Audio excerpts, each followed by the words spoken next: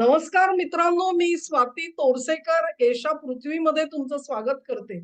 2-3 दिवस व्हिडिओ बनवता आले नाहीत, प्रकृती ठीक नसल्यामुळे. त्यासाठी तुमची क्षमा मागते. काही महत्त्वाच्या घटना या पिरियडमध्ये होऊन गेल्या. त्यातलीच एक महत्त्वाची घटना अशी आहे, की परराष्ट्र मंत्री अमेरिकेचे मार्को रुबियो हे गल्फ देशांच्या दौऱ्यावरती होते. ते कुवेतला गेले, यूएईमध्ये गेले आणि बहरीनमध्ये गेले. बहरीनमध्ये असताना त्यांनी एक प्रेस कॉन्फरन्स घेतली. त्यांना अनेक प्रश्न विचारले गेले.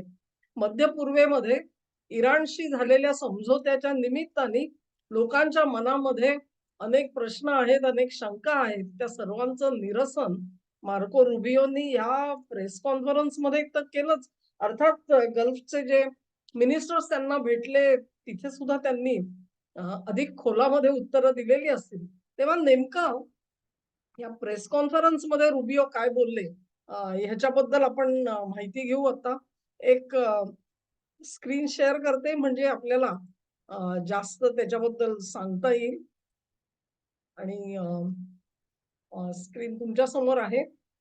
गल्फ देशांची ही बातमी जी आहे ती जेरुसलेम पोस्टने दिली आहे. सर्वांनी दिलेली आहे.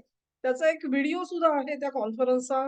तुम्हाला जर का पाहिजे असेल तर तुम्ही तो व्हिडिओ सुद्धा बघू शकता पूर्ण आणि ओरिजिनल उत्तरं जी त्यांनी दिली ती सुद्धा तुम्हाला ऐकता येतील. तेव्हा ही कॉन्फरन्स जी आहे मी म्हटलं तसं 25 जून रोजी अनेक प्रश्न विचारले गेले. त्याच्यामध्ये इराणकडे तर न्यूक्लिअर न्यूक्लिअर मटेरियल तर कोणी आज बोलतच नाहीये. बॅलिस्टिक मिसाइल्स, ड्रोन्स या सगळ्याबाबत एकंदरीतच गुलदस्तात आहेत.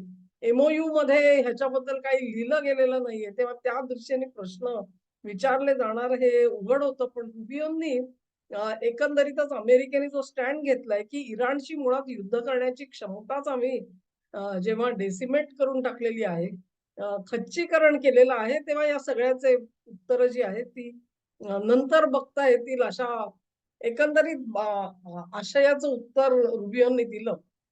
त्यांना इतरही अनेक प्रश्न विचारले गेले. त्याच्यामध्ये इराणला तुम्ही फंडिंग दिलत म्हणजे जो इराण हा अशा पद्धतीने गुंडगिरी उच्छाद मांडलेला आहे, त्यांना फंड कशासाठी? तर हे फंड जे दिले गेले त्याला रिपॅरेशन्स म्हणतात. युद्धामध्ये झालेली जी हानी आहे ती भरून काढण्यासाठी दिला गेलेला पैसा. तेव्हा रुबियोंनी असं सांगितलं, की हे पैसे विनाअट दिलेले नाहीयेत, बिनशर्त दिलेले नाहीयेत, त्याला शर्ती आहेत. या शर्ती जर का इराणनी पाळल्या नाहीत, तर ते रिव्हर्सिबल आहेत. म्हणजे ते पैसे आम्ही परत वळते करून घेऊ. हे पैसे जे आहेत ते इराणला थेट दिले जाणार नाहीत. ते एका एस्क्रो अकाउंटमध्ये जातील असं ट्रम्प यांनी सुद्धा सांगितलेलं आहे. त्यामुळे कोणीही अशी कल्पना करू नये, की इराणला मोठा ब्लँक चेक मिळालेला आहे. पुढचा प्रश्न आला तो अर्थातच इराण ज्या गमजा करतोय, की आम्ही टोल बसवणार आहोत. इराण म्हणला म्हणून ओमानही म्हणतो आम्ही टोल बसवणार आहोत. पण इतर गल्फच्या देशांना टोल नको आहे. जर का तेल बहारीनचं आहे, गॅस कतारचा आहे, तर त्यांच्या जहाजांवरती टोल कशासाठी असला पाहिजे? हा त्यांची भूमिका बरोबर आहे. सगळ्या जगाची तीच भूमिका आहे. अशा तऱ्हेने इराण किंवा ओमान जर का टोल घ्यायला लागले, तर जगभरामध्ये ज्या अशा सामुद्रधुनी आहेत, तिथे सगळीकडे टोल बसवले जातील. मग त्यांना काय उत्तरं द्यायची? हे प्रश्न तयार होतील. तेव्हा एकंदरीत जागतिक जी व्यवस्था आहे, तिच्या पलीकडे आपण जाणार नाही. अमेरिकेची ती भूमिका नाही हे रुबियोंनी स्पष्ट केलं. पण एमओयू मध्ये काय म्हटलेलं आहे, की इराण 60 डेज साठी टोल घेणार नाही. आता 60 डेज हा महत्वाचा रेफरन्स आहे असं मला वाटतं. कारण मूळ जे एमओयू जे अंडरस्टँडिंग झालेलं आहे तेच मुळी 60 दिवसाचं आहे. या 60 दिवसामध्ये इराण त्याप्रमाणे शब्द दिला, तो पाळतो का नाही हे बघूनच पुढच्या जर का ॲक्शन्स ठरणार असतील, तर 60 दिवसानंतर इराण टोल घेणार का नाही हा प्रश्न आता गैरलागू आहे. 60 दिवस टोल नाहीये ही जमिनीवरची वस्तुस्थिती आहे. तर अजूनही असं म्हणतात, की फारशी वाहतूक काही सुरळीत झाली असं नाहीये. जवळ-जवळ बरीच जहाजं तिथे अडकून पडलेली आहेत. त्याचं काय होणार हा प्रश्न अजून सुरळीत झालेला दिसत नाहीये. तेव्हा रुबियोंनी एक फार मोठी महत्वाची गोष्ट सांगितली, की इराणला काय बडबड करायची असेल ती करू द्या. त्यांना प्रेस कॉन्फरन्स घ्यायची काय बोलायचं असेल, आम्ही त्याच्याकडे बघत नाही. आम्ही जमिनीवरती काय घडतंय ते बघणार आहोत. तिथून जर का जहाजं जातायत की नाही हे बघणं आमच्यासाठी महत्वाचं आहे. जहाजं थांबली तर आम्ही त्याच्याकडे लक्ष देऊ. अन्यथा त्यांना स्टेटमेंट जी काही करायची असतील ते करायला मोकळे आहेत. म्हणजे किती परफेक्ट त्यांनी ही सगळी भूमिका मांडली बघा. पुढचा प्रश्न त्यांना प्रॉक्सीज बद्दलचा विचारला गेला. हे प्रॉक्सीज म्हणजे अर्थातच हिझबुल्ला बद्दल आहेत आणि हिझबुल्लावरती तुमची भूमिका काय? असं रुबियोंना विचारलं गेलं कारण इराणनी ती अट घातलेली आहे, की इस्रायल हिझबुल्लावर हल्ला करणार नाही. त्याचं उत्तर जे आहे ते आपण पुढच्या स्लाइडमध्ये बघू कारण ते जोडलेले प्रश्न आहेत. यानंतर विचारलं गेलं ते असं, की कतारकडे जे काही फ्रोझन असेट्स होते इराणचे ते त्यांनी ऑलरेडी रिलीज केलेले आहेत. म्हणजे 60 दिवस इराण काही करतो का नाही हे बघायच्या आधीच त्यांना पैसे मिळून गेले. त्या रुबियो म्हणाले, "ही गोष्ट माझ्या ऐकिवामध्ये नाहीये. आमच्या माहितीनुसार असे फंड दिले गेलेले नाहीयेत." पण तुम्हाला एका रहस्याचा उलगडा इकडे जरूर होईल, की असं जे म्हटलं जात होतं, की बाबा पाकिस्तान अ, चा डील जे आहे म्हणजे इस्लामाबादमध्ये बोलणी न होता, ती अचानक दोह्यामध्ये का झाली? कतारने का पुढाकार घेतला? त्याचं उत्तर तुम्हाला इथे मिळेल. पाकिस्तानच्या हातामध्ये इराणवरती दांडा चालवायला हातात त्यांच्या काही नाहीये. तो दांडा कतारकडे होता. तेव्हा कतारला इन्व्हॉल्व केल्याशिवाय डील होऊ शकलं नाही ही वस्तुस्थिती आहे.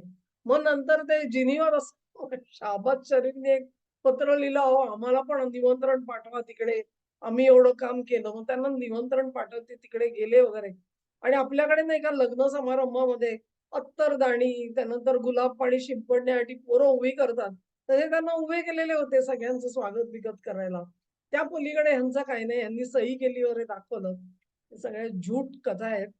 म्हणजे सही केली असेल कुठे कोपऱ्यामध्ये ट्रम्पची एका बाजूला याची बरं.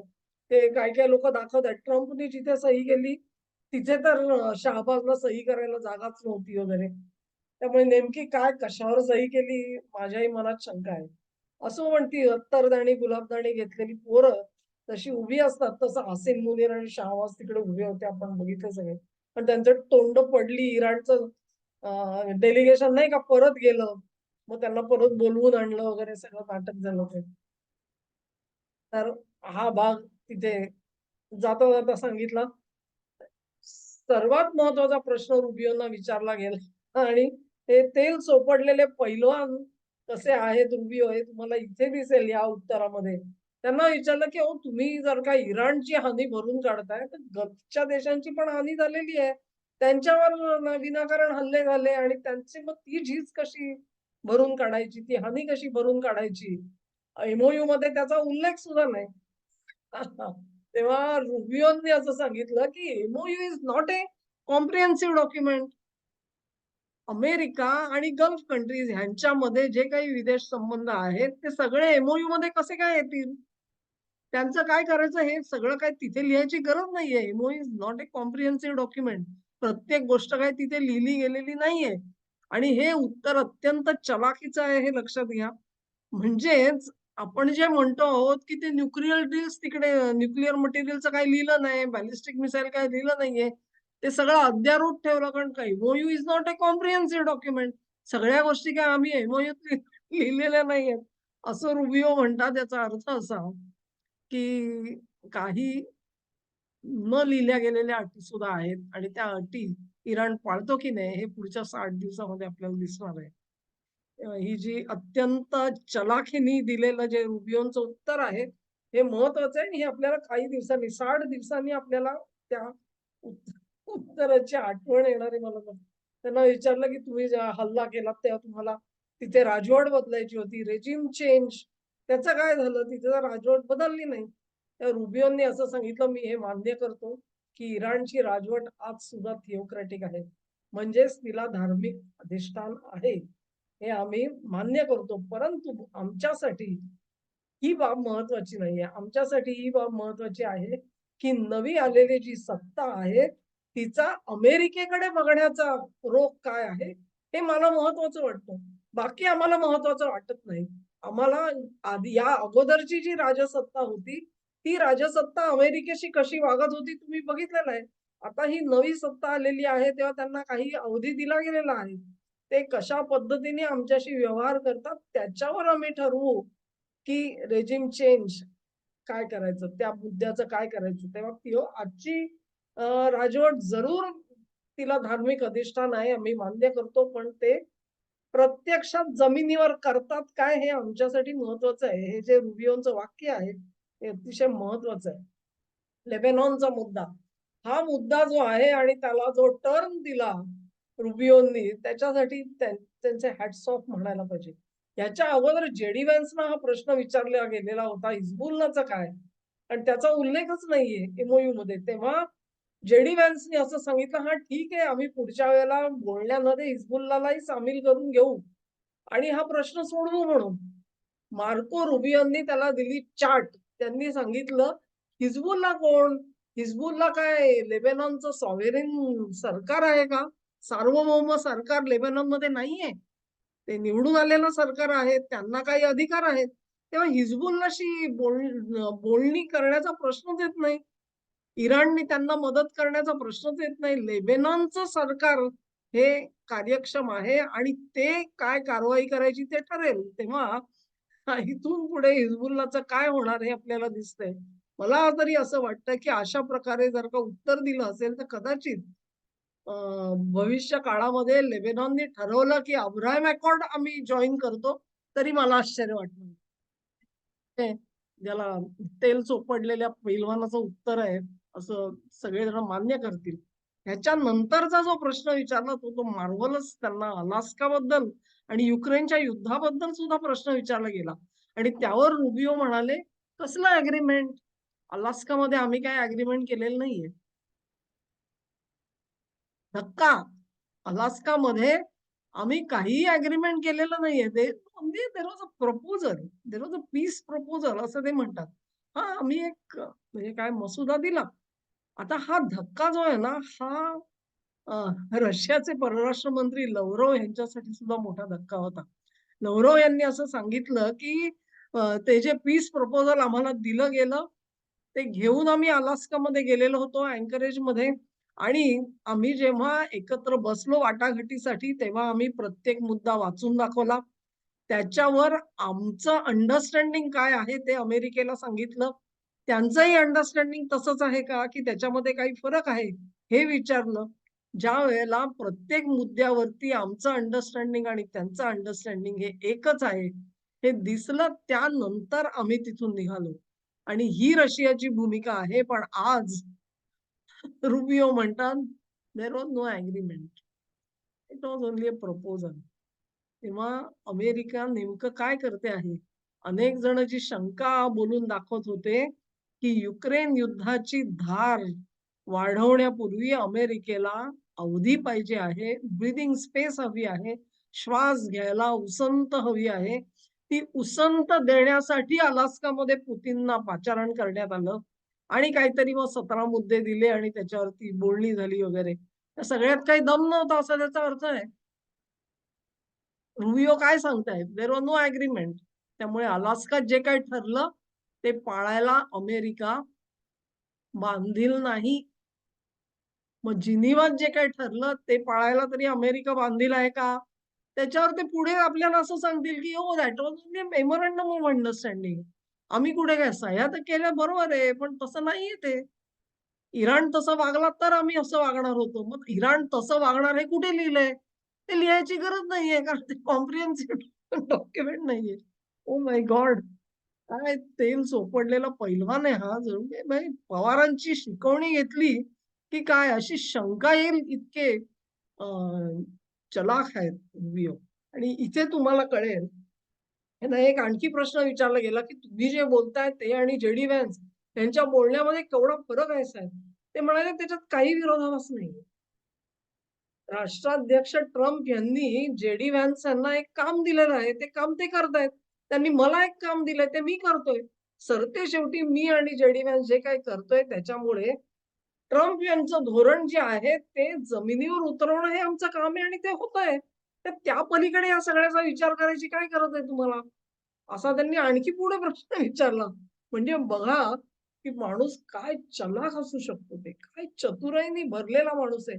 पण त्याच्यामध्येच अमेरिकेच्या राजकारणाची जी नवी दिशा आहे ना, ती आपल्याला तिथे दिसते.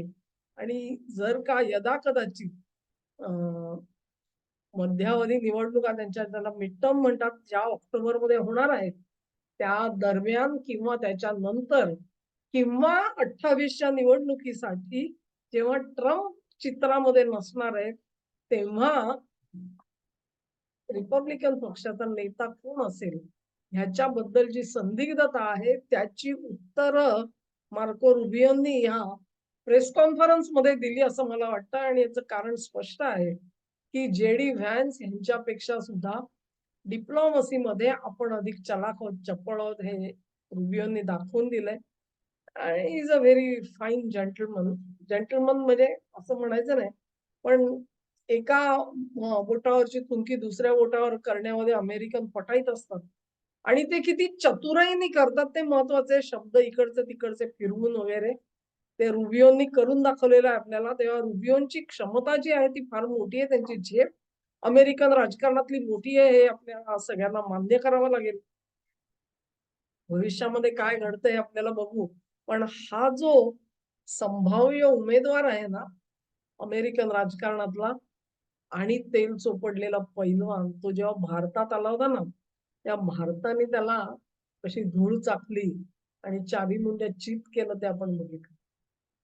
तेव्हा रुबियो साहेब, तुम्ही कुठलं तेल वापरता माहिती नाही, पण आमच्या भारतीय नेत्यांकडे तुमच्यापेक्षा जरा थोडं जास्त सरस तेल आहे असं निश्चित आज वाटतंय. जर का रुबियोंचं भविष्य जर का उज्ज्वल असेल तर भारताचं भवितव्य त्यापेक्षा उज्ज्वल असेल.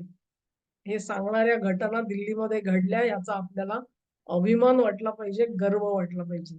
हा व्हिडिओ तुम्हाला आवडला असेल अशी आशा करते. तुम्हाला आवडला असेल तर ही लिंक शेअर करा, व्हिडिओला लाईक करा, चॅनलला सबस्क्राईब करा आणि सहकार्य असं चालू ठेवा. नमस्कार.